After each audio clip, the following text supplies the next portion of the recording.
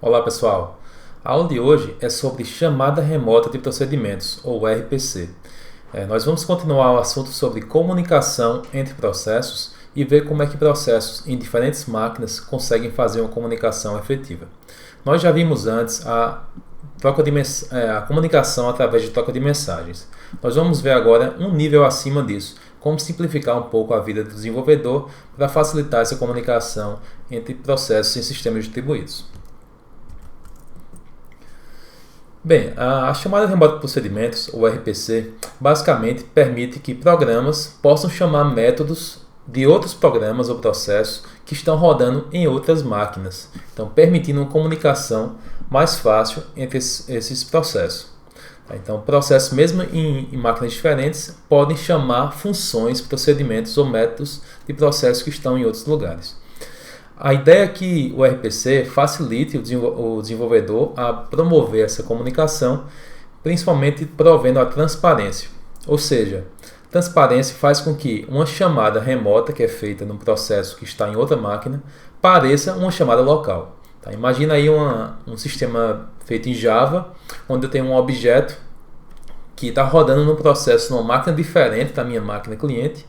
Eu chamo esse método num objeto e magicamente essa chamada é passada para o outro lado, repassada para uma máquina e eu tenho um retorno como se tudo como se tudo tivesse sendo executado na minha máquina local. Tá? Então é mais ou menos assim o passo a passo. A gente está vendo aqui eu tenho uma máquina cliente, um processo cliente, que em um certo momento ele faz uma chamada de um procedimento remoto.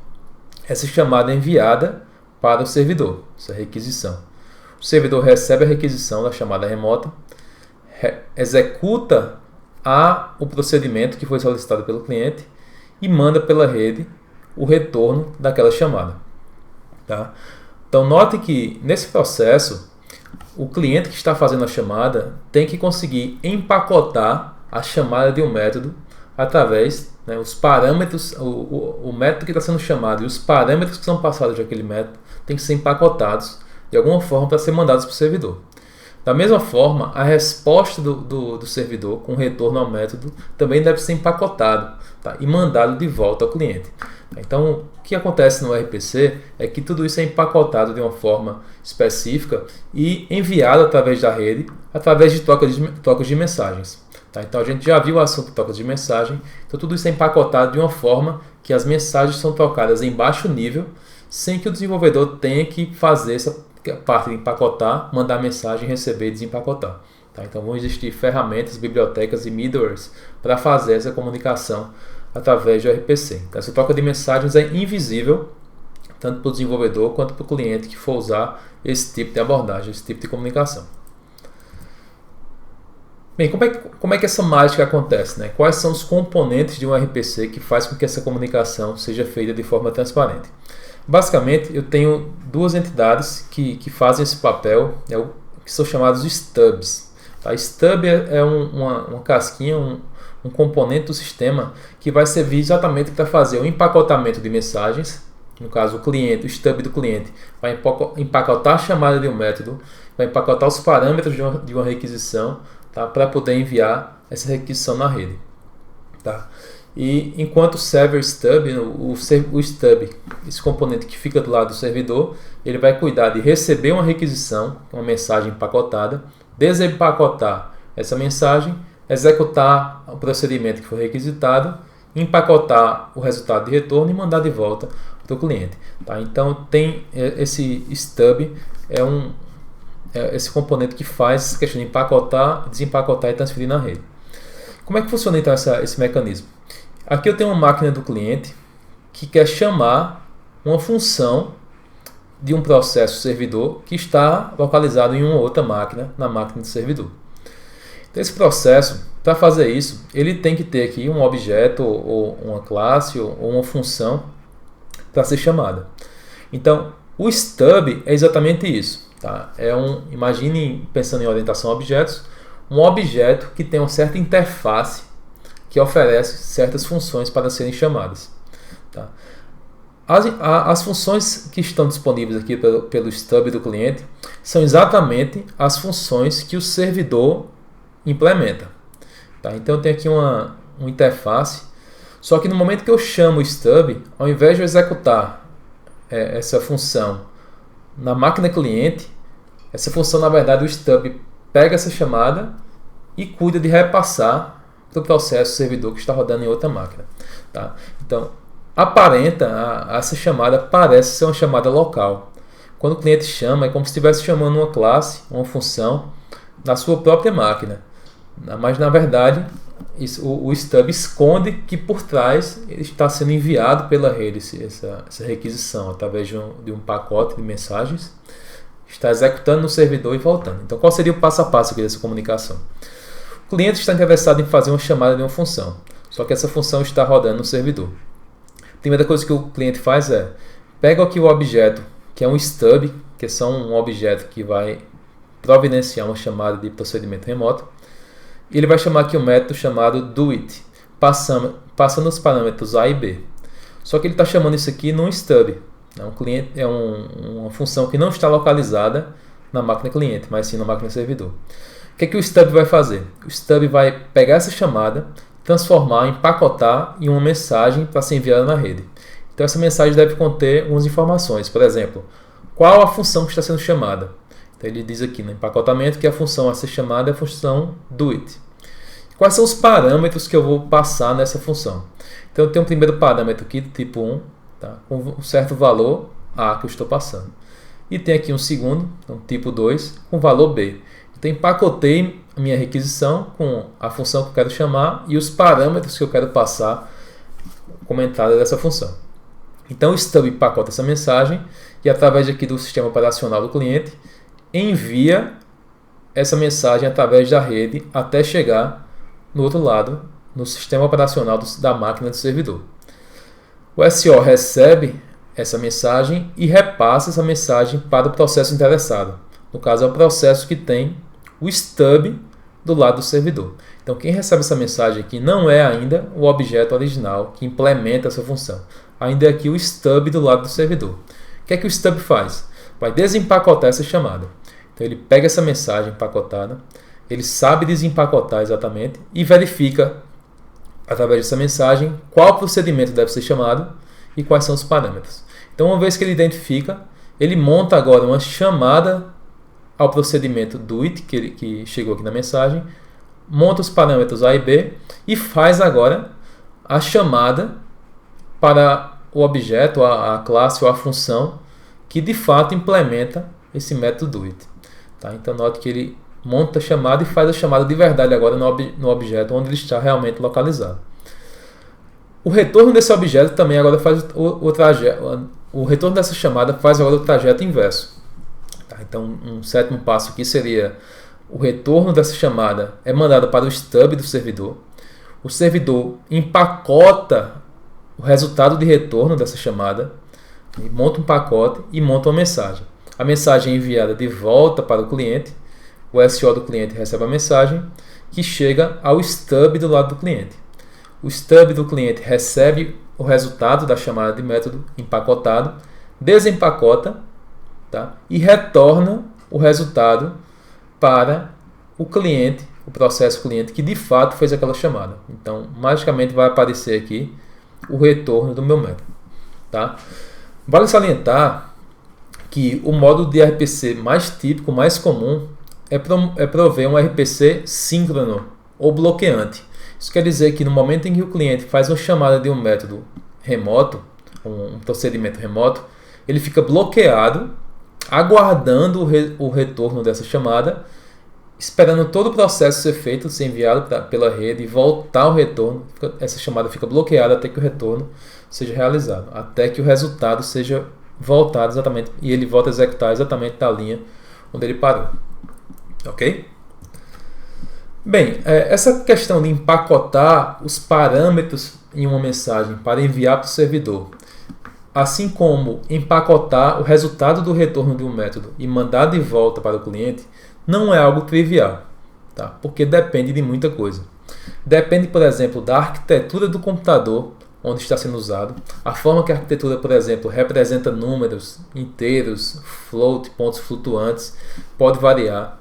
A forma como a sequência de bytes, né, que a outra máquina recebe, questão de arquitetura também vai impactar também exatamente o formato das mensagens, né, o formato dos tipos. Então, muita coisa vai variar. Vai mudar também de acordo com a linguagem de programação que está sendo usada. Tá? Empacotar uma mensagem, um inteiro, um float em Java pode ser diferente da forma que um float ou um int é serializado em Python, por exemplo, ou em C++. Então essa diferença também é um desafio muito grande. Então, para poder fazer acontecer de forma correta um RPC, uma chamada onde o cliente e o servidor consigam se comunicar, eles devem concordar em algumas coisas. Por exemplo, o formato das mensagens que são enviadas tem que ser muito bem definido para tanto o cliente quanto o servidor conseguirem ter a informação correta.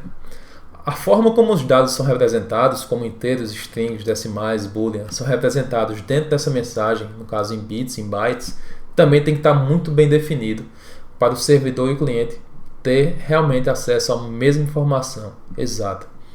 Além disso, o protocolo de comunicação entre cliente e servidor, para fazer essa troca de mensagens de baixo nível, também deve ser muito bem concordado entre os dois. Tá? Não adianta eu criar, por exemplo, em baixo nível um socket TCP, conexão TCP para o servidor, mas o cliente tentar mandar datagramas e UDP. Eles não vão conseguir conversar. Então tem que concordar claramente qual também vai ser o protocolo de comunicação, por exemplo, na camada de transporte. Ok? Então aqui tem um exemplo de como essa chamada poderia ser empacotada em uma mensagem, representação em bytes. Então aqui eu tenho um certo método que é chamado, eu posso colocar aqui, tá, numa certa palavra, aqui usar alguns bytes para colocar o ID da minha função a ser chamada. Eu posso usar alguns bytes para colocar aqui um caractere X, então talvez só um byte aqui seja suficiente, uma palavra seja suficiente para colocar um char. Eu tenho aqui um espaço para um float, tá? E um espaço para um array de inteiros também. É colocado aqui as 5 posições do array de inteiros. Então é uma forma de empacotar aqui uma mensagem com esses 3 parâmetros. Tá? Um outro desafio muito grande no RPC é como eu vou passar os parâmetros, né, de um lado do cliente para o servidor. Às vezes, o formato dos parâmetros não é um formato muito trivial. Imagine que você quer passar como parâmetro uma lista, um linked list, por exemplo, em Java.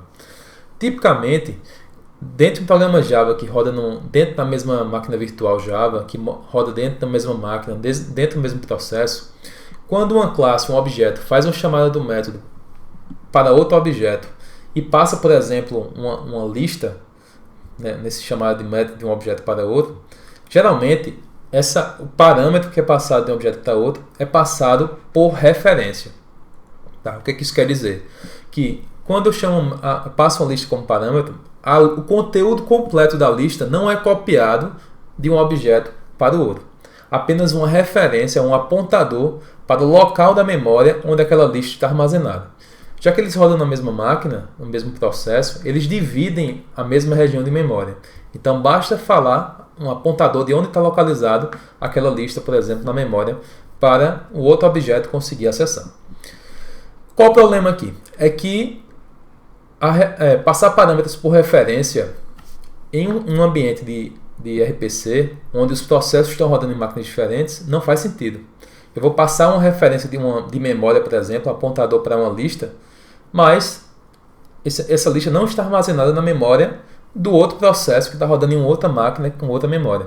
Tá? Então, passar referência nesse caso, num ambiente de RPC, onde processos rodam em lugares diferentes, máquinas diferentes, não faz sentido.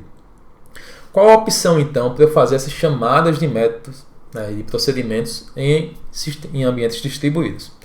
Uma opção é, no momento que eu vou passar os parâmetros, eu usar a cópia por valor. Então, todos os parâmetros que eu estou passando para essa chamada de método, eu faço uma cópia de todo o conteúdo, de todos os parâmetros, e envio pela rede a cópia de todos os conteúdos. Tá? Isso pode ter algum problema? Pode. Pelo menos 2 consequências eu tenho aqui. Primeiro, que pode ser muito lento dependendo da quantidade, do tamanho, do volume de dados que eu tenho que transferir, pode se tornar muito lento essa chamada de método. Muito parâmetro, muito conteúdo sendo transferido. Outro problema é que, uma vez que eu faço uma cópia desses meus parâmetros, e esses parâmetros chegam do outro lado, em outra máquina, em outro processo, esses parâmetros que foram passados, eles terminam sendo somente leitura. Então, se eu passo uma lista, por exemplo, do outro lado, para um outro processo em outra máquina, através de uma chamada de método, se eu tentar, na outra máquina, adicionar um item à lista, eu estou adicionando um item apenas naquela cópia que eu recebi por parâmetro. Eu não estou mudando a lista de verdade daquele objeto cliente de origem. Tá? Então tem que ter muito cuidado com esse tipo de abordagem. Quando há uma cópia por valor, tem uma cópia de todos os parâmetros sendo enviados, aquela cópia é somente leitura. Toda mudança que eu faço só vai ter efeito lá no meu servidor, tá? no que recebeu a chamada. Uma segunda abordagem que tenta amenizar um pouco esse problema é usando uma abordagem que a gente chama de referências globais, onde eu vou passar uma referência, eu passo um parâmetro, apenas a referência de um parâmetro é passada através de uma chamada de método. Só que essa referência não é uma referência apenas uma referência para a memória, é basicamente uma referência para um objeto que está disponível e acessível através da rede. Tá? Então, isso aqui referência global é muito usado nos sistemas chamados de objetos distribuídos, onde eu passo uma referência para um objeto e ele está disponível na rede para fazer chamadas remotas para esse objeto e eu conseguir, a partir disso, consultar os seus atributos, fazer modificações naquele objeto. Tá? Então aqui tem um exemplo, uma figurinha de exemplo. Eu tenho uma máquina A, onde eu tenho aqui um objeto local O1, tá? E ele quer fazer uma chamada remota, né, para um objeto que está localizado na máquina C.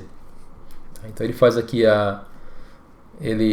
um objeto aqui chamado na máquina C e passa como parâmetro, né, os objetos L1, que é um objeto local dele, tá? Ele repassa aqui o objeto L1, e um objeto R1 também é passado como parâmetro. Tá? Então a máquina C recebe essa chamada e vai processar aquela chamada que foi feita pelo objeto aqui na máquina 1.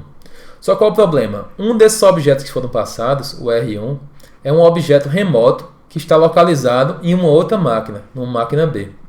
Então, no momento que a máquina C quer acessar o conteúdo desse objeto remoto que ele recebeu, o R1, ele vai ter que fazer uma chamada remota, né, para acessar os atributos desse objeto que está na máquina B.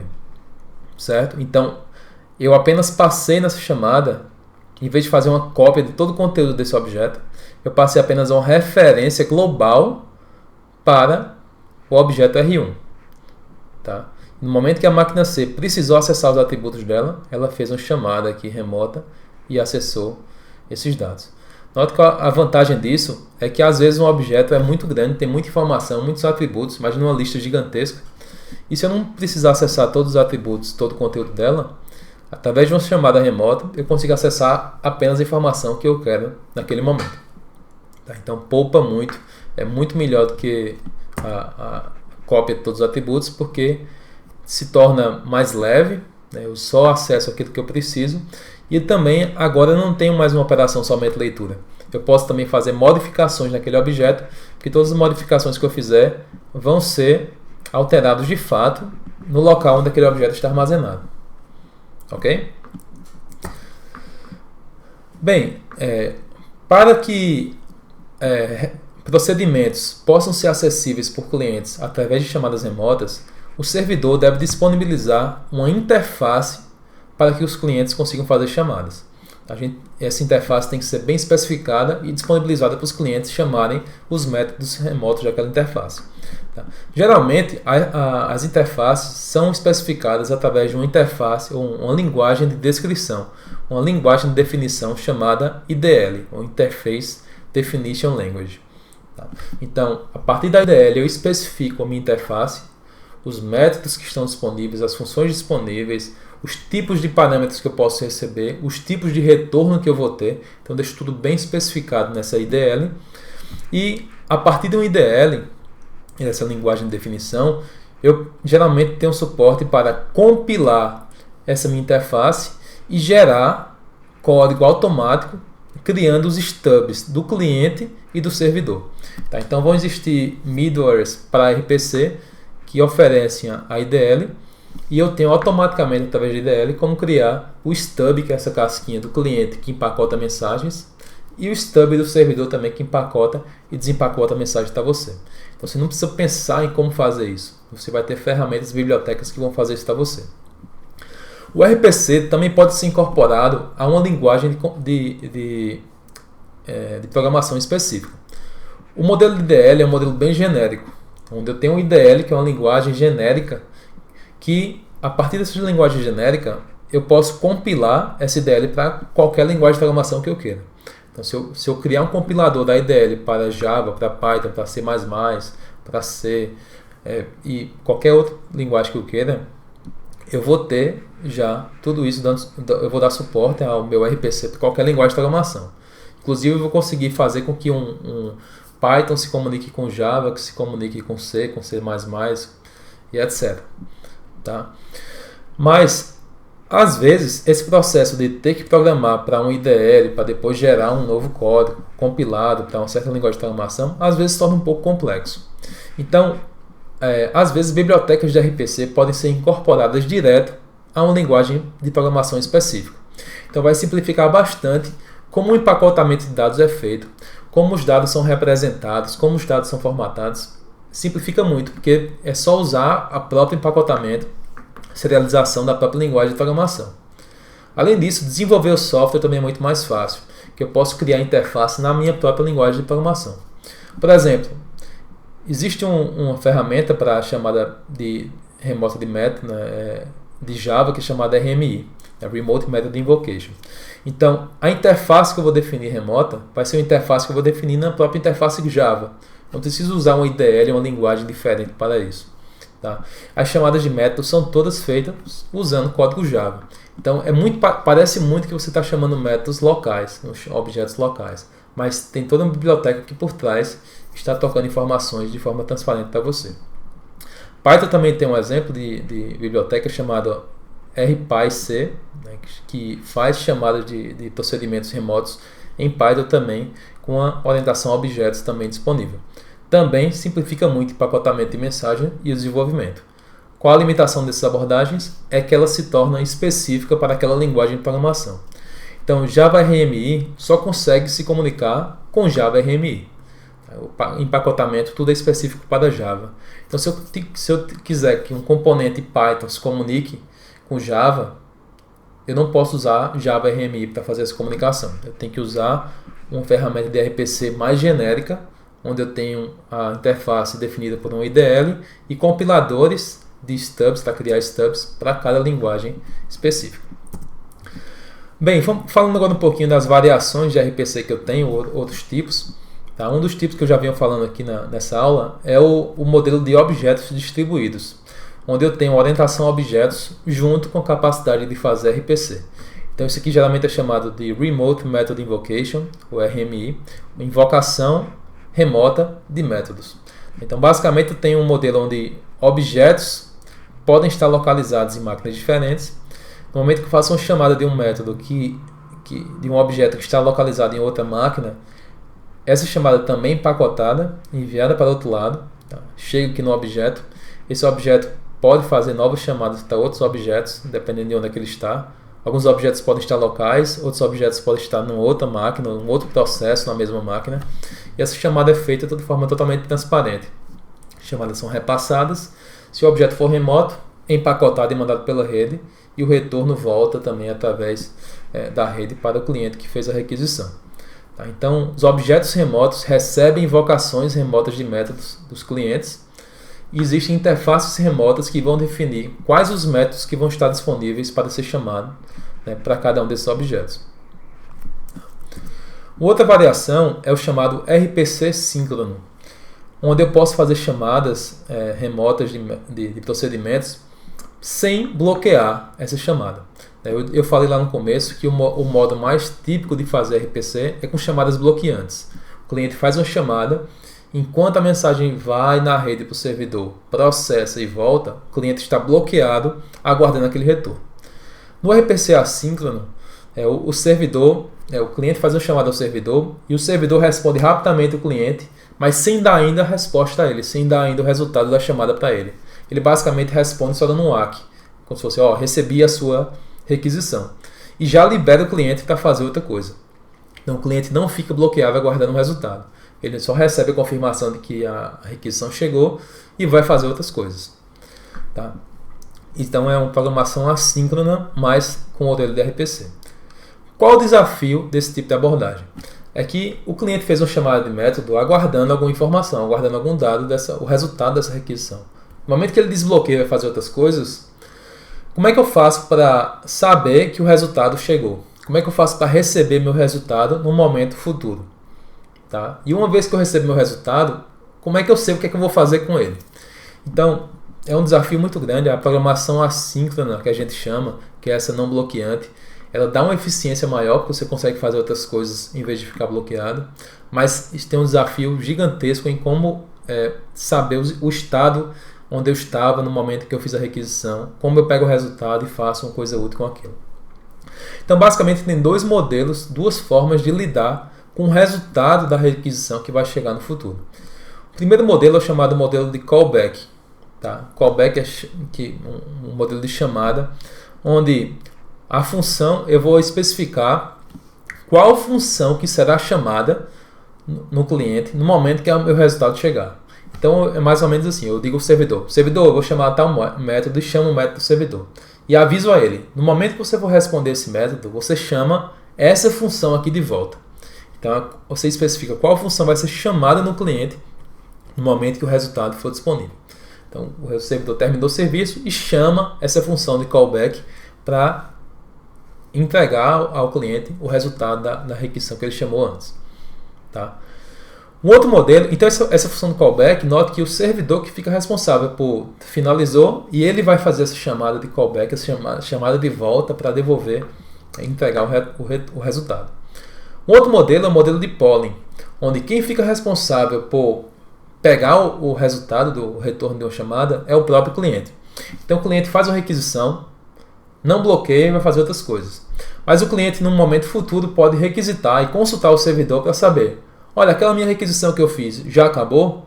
Se já acabou, o servidor pode retornar nessa segunda chamada de polling o resultado. Se não acabou, ele pode falar: agora não. Então o cliente fala: já acabou? O servidor: não acabou ainda. E o cliente vai fazer outras coisas. Depois de um tempo, ele pergunta novamente com polling, nova consulta: servidor, você terminou aquela chamada? Ele: sim, agora eu terminei. Então ele pode retornar agora o resultado e o cliente processa. Então note que o cliente que fica responsável em fazer essas consultas ao servidor se já acabou o serviço. Entre uma pergunta e outra, ele pode, por exemplo, fazer outras coisas e isso vai ganhar também eficiência, tá, no sistema. Esse desenho aqui mostra o modelo de callback. O cliente está rodando, faz uma chamada de um procedimento remoto, a requisição é repassada para o servidor. O servidor recebe a chamada e só dá um ACK para o cliente, dizendo: recebi a sua chamada. Note que o cliente esperou muito pouco, somente esperou uma confirmação de que a chamada foi feita para o servidor. Então o cliente vai fazer outras coisas, vai executar outro tipo de código, enquanto o servidor processa a sua requisição. Quando o servidor finaliza a execução do procedimento, retorna o resultado para o cliente, chamando aqui a função de callback. A função que o cliente pediu para executar no momento que o resultado chegasse nele. Então, executa a função de callback aqui e o cliente volta a executar. E uma terceira variação do RPC seria a variação de multicast, tá? Onde múltiplos RPCs são executados simultaneamente. Então, eu faço uma chamada RPC de um método e isso é enviado para vários servidores simultaneamente. Tá? Então, aqui tem um exemplozinho, né, de um cliente que está rodando, ele faz uma chamada de procedimento e essa chamada é enviada para um servidor aqui de cima e também para o servidor de baixo. Então, é enviada automaticamente para dois servidores. Tá? Então, por que um RPC multicast pode ser usado? Bem, um dos motivos de usar multicast é, por exemplo, tolerância a falhas. Tá? Eu mando minha requisição para mais de um servidor, meu RPC, minha chamada de funções, mais de um servidor, porque algum deles pode falhar.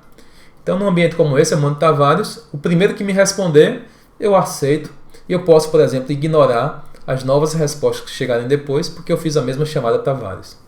Outra abordagem é se houver alguma inconsistência nas respostas. Posso mandar, por exemplo, um RPC para vários servidores, para 5 servidores, e eu posso esperar a maioria das respostas voltarem. Quando a maioria das respostas voltarem, eu vejo se está consistente a resposta e implemento, recebo a mensagem do meu cliente. Então pode ser usado para tolerância a falhas, tanto caso um servidor falhe no processamento, como para verificar a integridade das respostas, consistência das respostas. Uma outra função do RPC Multicast seria a computação distribuída. Às vezes eu tenho uma requisição que é feita em cima de dados muito grandes, uma requisição muito longa, que pode ser quebrada em pedaços menores. Então, a ideia da computação distribuída é que eu repasso vários pedaços da minha computação para esses vários servidores. Então, cada servidor vai executar um pedacinho pequeno. Eu pego minha tarefa maior e quebro em tarefas menores e distribuo para os meus servidores através de um multicast. Tá? Só que cada um vai responsável por um pedaço específico. Então, nesse caso, eu vou ter que aguardar, esperar todas as respostas serem finalizadas, receber as mensagens todas, as respostas de todos os servidores, juntar essa resposta final e montar o meu resultado final de interesse. Tá? Então, tem alguns exemplos de modelos que funcionam assim, como o MapReduce, tá? O Hadoop MapReduce, que quebra tarefa em vários processos, depois tem o Reduce, que para juntar a resposta e montar a minha resposta final, entre outras abordagens aí que também trabalham com esse tipo de sistema. Então, é basicamente um modelo que vai visar desempenho. Vou distribuir, fazer computação paralela em vários servidores ao mesmo tempo e depois juntar o meu resultado. Tá? Então, lembrando, RPC, um modelo de comunicação entre processos localizados em diferentes máquinas que simplifica essa comunicação. Ao invés de estar lidando com sockets ou troca de mensagens muito baixo nível, como a gente viu na aula anterior, eu tenho agora um modelo de chamada de métodos remotos. Eu passo parâmetros na chamada de método, obtenho o resultado dessa chamada de método para mim, de forma transparente, onde tudo isso fica invisível, o que acontece por baixo. Basicamente, eu chamo um método e obtenho a resposta daquele método, como se eu estivesse programando localmente, como se eu estivesse fazendo um programa com objetos, classes, funções, todas locais. Tudo isso, todo o resto, teoricamente, é escondido do desenvolvedor, do usuário, o que está acontecendo por baixo. Ok? Então, é isso que temos para hoje.